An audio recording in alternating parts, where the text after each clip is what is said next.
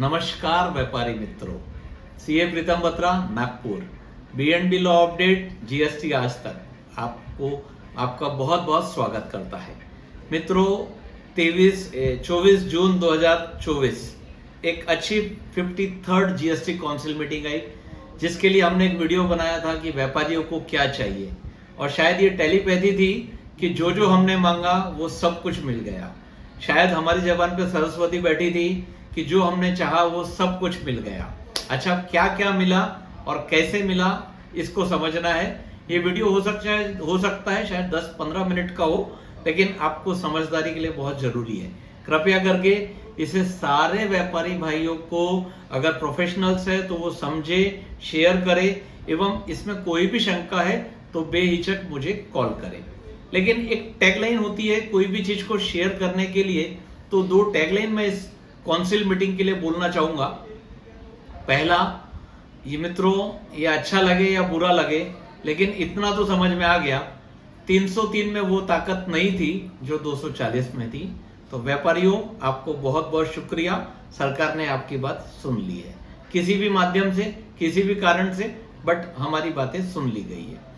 और दूसरी बात, ये जितनी भी प्रेस रिलीज है और जितने भी व्हाट्सएप है और जितने भी ट्विटर है, ये सारे के सारे एग्जिट पोल है।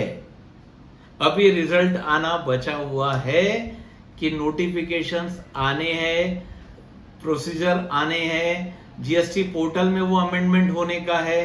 क्या होगा, क्या वाकई वैसा होगा क्या जैसा प्रेस रिलीज में ये छप के आया है, तो बहुत अच्छी बात है। अन्यथा ये एग्जिट पोल है, अब ये एग्जिट पोल रिजल्ट में बदले, ऐसी हम सब उम्मीद करते हैं। तो मित्रों, चालू करता हूं टॉपिक 53rd जीएसटी काउंसिल, क्या पाया और क्या छूट गया।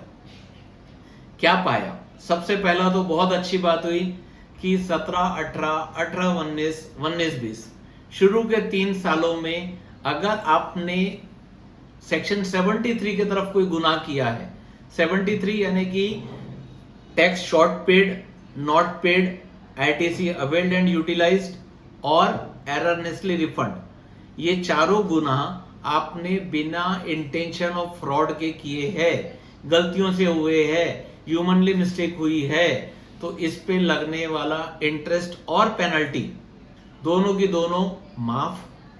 अगर ये आपने नहीं पे किया तो 31 मार्च 25 तक के भर दीजिए और इसको माफ करवा लीजिए।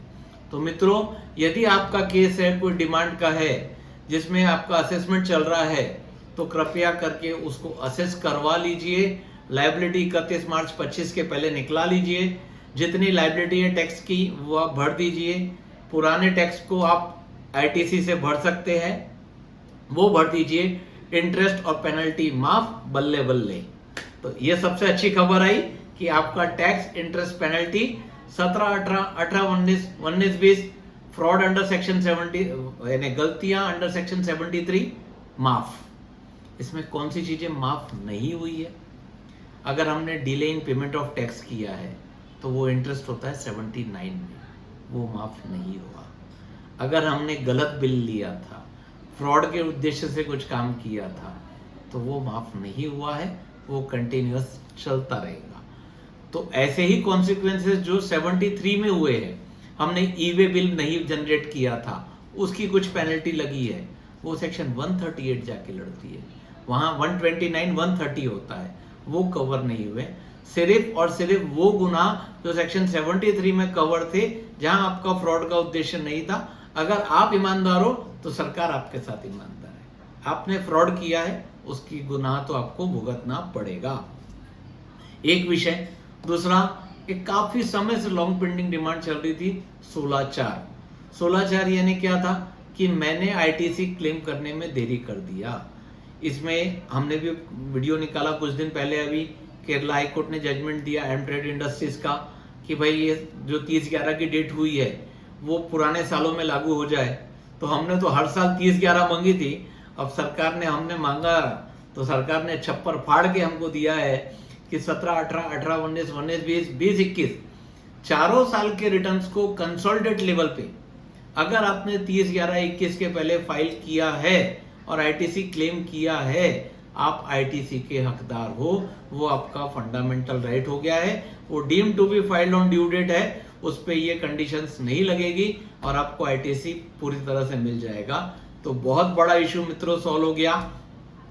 एक और अच्छा अमेंडमेंट किया है कि अगर आपका रजिस्ट्रेशन कैंसल्ड हुआ है और उस वजह से आपने रिटर्न्स नहीं डाले हैं और वो रिटर्न्स आपने बाद में डाले हैं, तो उसमें क्या होगा, जैसे जिसका रजिस्ट्रेशन ही 30/11/21 के बाद खुला है और उसने बाद में रिटर्न फाइल किया है, तो क्या होगा, उसमें भी सरकार ने बहुत अच्छी सुविधा दी कि अगर आपने रिवोकेशन करने के बाद विद इन 30 डेज पुराने रिटर्न्स फाइल कर दिए हैं 4 साल के, तो भी आपको आईटीसी मिल जाएगा।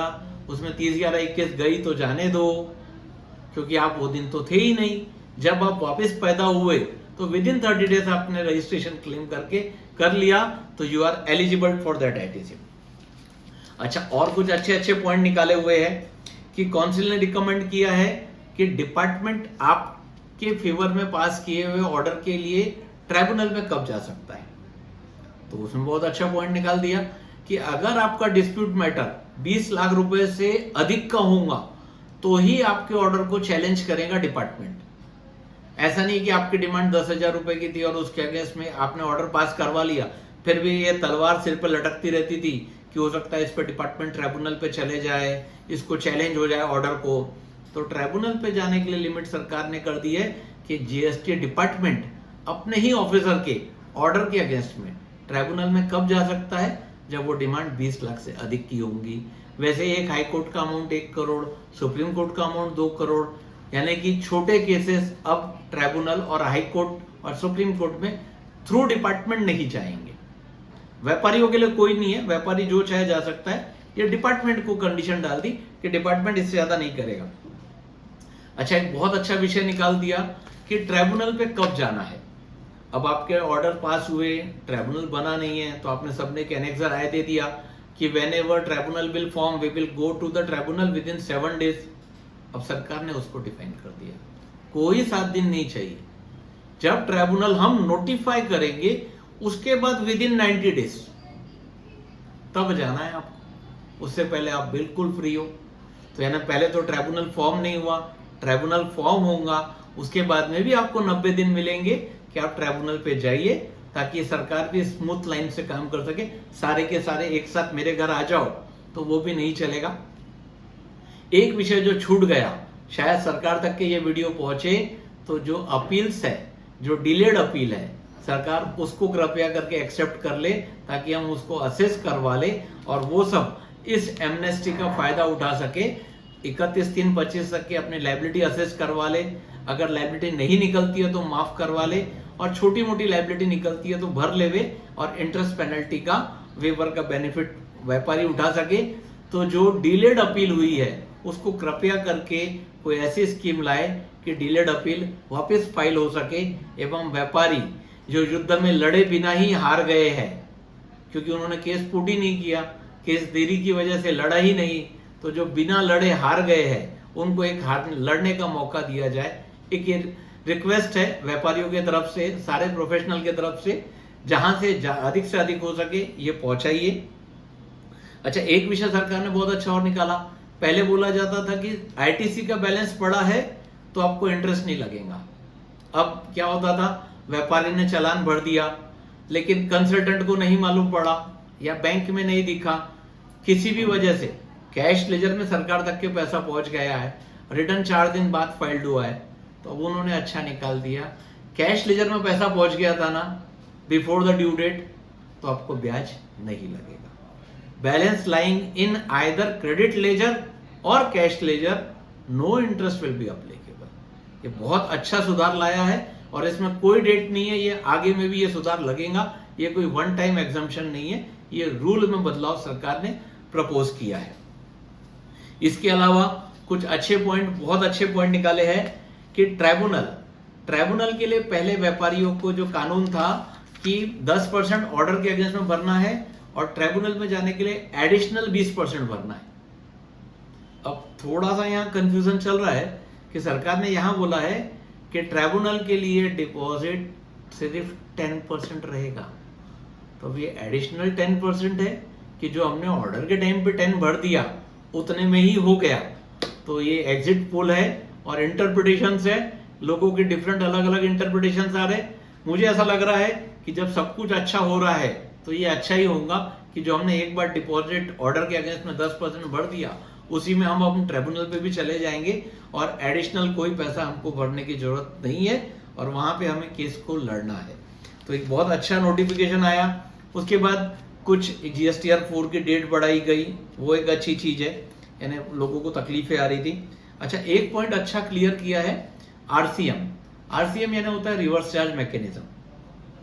पहले कैसा था 17, 18, 18, 19, 19, 20, 21 इन पीरियड में RCM भरना छूट गया तो हमने क्लेम भी नहीं किया।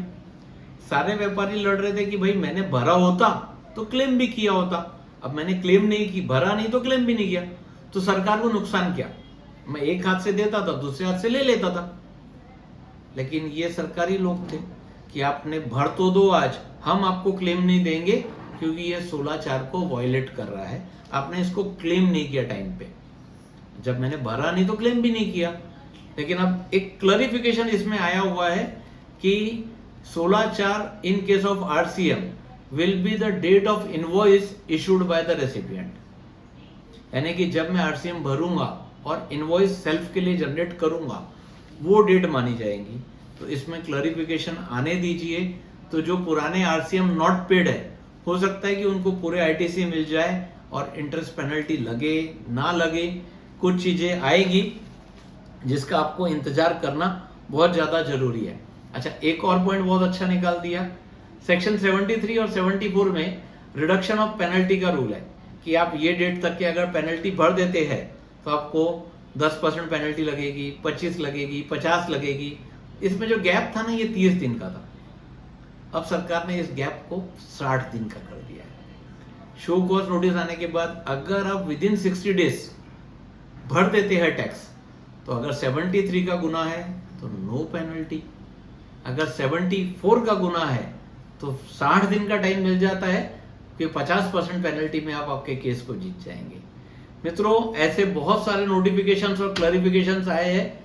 ये कुछ पॉइंट्स मुझे ऐसा लगा कि जो आपको बताने चाहिए थे उसको मैंने बताने की कोशिश की है। वीडियो को लाइक कीजिए, शेयर कीजिए। कैमरामैन प्रवीण के साथ CA प्रीतम बत्रा, GST आज तक। धन्यवाद।